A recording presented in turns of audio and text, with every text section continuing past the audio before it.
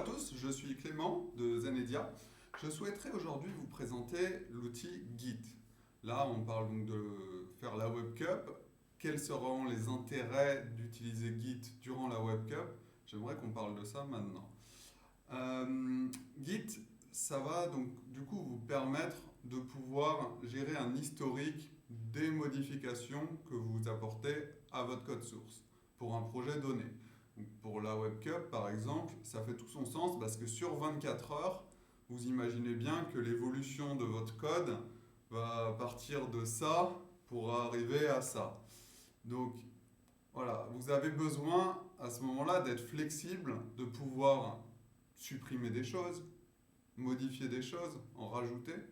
Donc vous allez naviguer entre toutes ces modifications, ces nouvelles idées, des nouvelles fonctionnalités que vous allez rajouter, d'autres choses qui vous pensiez que c'était une bonne idée et au final vous vous rendez compte que c'était pas terrible. Donc du coup, vous allez vouloir annuler ces changements-là.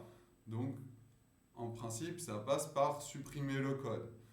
Euh, le problème, quand on n'utilise pas d'outils de versionning tels que Git, le problème c'est qu'on a tendance à utiliser des dérives, comme par exemple commenter tout un fragment de code, juste pour que la machine ne l'interprète plus. Seulement ça va rester du coup dans votre base de code, et ça va l'alourdir inutilement. Donc on n'est pas trop fan de ces pratiques-là, on préfère quand même supprimer carrément le bout de code, le fragment en question. Et voilà. Seulement, sans versionning, le problème c'est que si vous supprimez, vous imaginez bien que, mis à part si vous faites CTRL-Z pour revenir en arrière immédiatement, mais mis à part ça, vous allez perdre votre historique. Voilà. Donc Git, ça va vous permettre du coup d'apporter des changements, de les valider, d'envoyer ces versions-là à vos collègues. Et du coup, vos collègues vont pouvoir récupérer cet historique aussi à leur tour et apporter eux-mêmes leurs changements. Donc, ce qui est assez intéressant avec Git, c'est qu'on peut travailler du coup vraiment en collaboration avec d'autres développeurs sans aucune difficulté, dans le sens où Git est assez intelligent pour vous spécifier s'il y aurait éventuellement un conflit.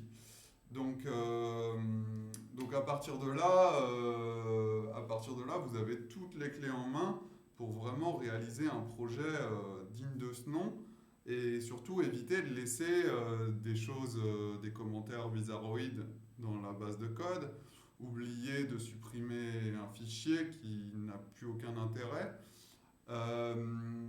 Et vous pourrez aussi éviter les dérives comme, j'ai déjà vu ça assez souvent, le fait de, par exemple, j'ai index.html, ça a été fait par quelqu'un d'autre, je veux le modifier, je veux faire apporter ma propre modif. Bah, vu que je suis pas sûr je suis pas sûr qu'un jour ce qui était là ne soit pas réutilisé, bah, du coup je vais faire une copie de ce fichier là et je vais faire le index-la date.html.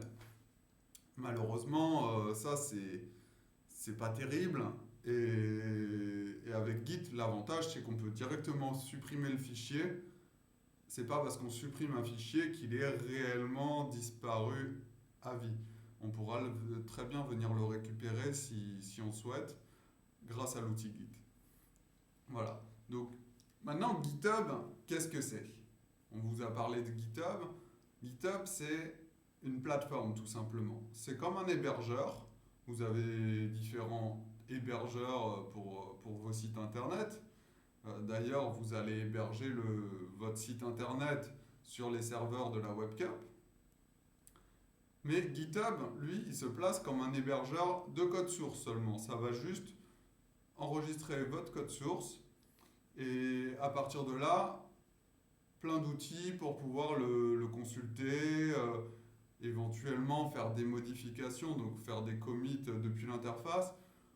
Ça va permettre de pouvoir faire des commentaires en équipe. Donc si un membre de l'équipe voit quelque chose de bizarre, il va peut-être pouvoir vous poser la question directement sur la plateforme GitHub.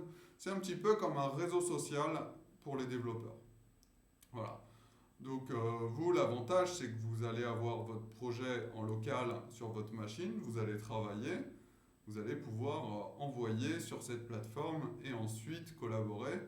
Vous allez pouvoir aussi utiliser un wiki qui va vous permettre de faire une documentation en plus du code. Et donc à partir de là, voilà, vous avez tout un ensemble d'outils, il y a beaucoup de choses. Dans le cadre de la webcam, vous n'allez pas bien sûr tous les utiliser, mais au moins vous allez pouvoir partager votre code source sans problème. Donc la vraie plus-value effectivement de ces plateformes, quand je dis ces plateformes, c'est bien sûr, il y en a pas qu'une, hein, il peut y avoir plusieurs plateformes Git. Vous avez GitHub, Bitbucket. Il y a vraiment il y en a vraiment pas mal. C'est à vous de choisir un peu celle que vous préférez. Nous, on va plus parler de GitHub. Donc sur GitHub, voilà, vous avez plus qu'à partager le répertoire de travail avec d'autres développeurs, les développeurs de l'équipe. Et à partir de là, c'est parti. Chaque développeur va pouvoir du coup faire une copie en local sur sa propre machine. Voilà. Donc, voilà. Derrière, avec Git, on a quelques avantages. Enfin, quelques avantages. C'est pas forcément quelques avantages, mais il y a un système donc de branches qui va vous permettre de pouvoir travailler sur des cloisons différentes. C'est-à-dire que, par exemple, j'ai décidé de travailler sur le formulaire de contact. Je me suis mis d'accord avec mon équipe. C'est moi, pendant ces 2 prochaines heures, qui vais travailler sur le formulaire de contact. Un autre développeur, mon collègue, lui, va par contre décider de travailler sur les pieds de page. Ok. Donc admettons pour l'instant, il y a un pied de page pour la page d'accueil et un pied de page pour le formulaire de contact. Grâce à Git, du coup, vous allez pouvoir travailler ensemble sur ces parties-là. Donc, vous allez pouvoir faire une modification sur... Enfin, moi, là, je vais faire une modification, du coup, sur le formulaire en lui-même, le formulaire, les champs, etc. Je vais venir faire des modifications, etc.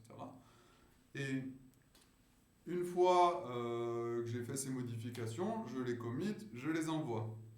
Mon collègue, par exemple, qui bosse sur le pied de page, le footer, lui va sûrement vouloir faire des modifs. En modifiant, il se rend compte qu'il y a un petit défaut sur le formulaire qui était actuellement en place. Vous vous rendez bien compte, là, que du coup, le collègue en question, il vient et il me marche un petit peu sur les pieds. Il travaille sur une partie qui est du coup conflictuelle. Donc ça pose problème, bien sûr. Git, l'avantage, va vous le signifier directement. Donc moi, quand j'ai envoyé mon code sur le serveur, pas de souci, il me l'a bien envoyé. Par contre, mon collègue, quand il va essayer d'envoyer son code, bah là, ça sera trop tard. Ça sera trop tard, ça va lui dire désolé, mais quelqu'un a essayé de modifier cette portion. Toi aussi, tu as essayé de modifier cette portion-là à ce moment-là, enfin avant d'envoyer.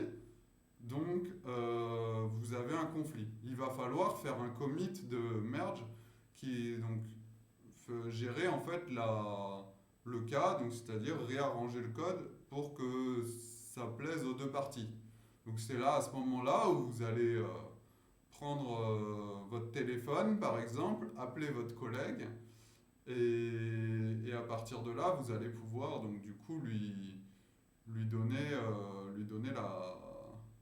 enfin pas forcément lui donner, mais vous allez vous mettre d'accord avec votre collègue pour trouver une alternative entre les deux, mettre ça en place, faire un commit de merge.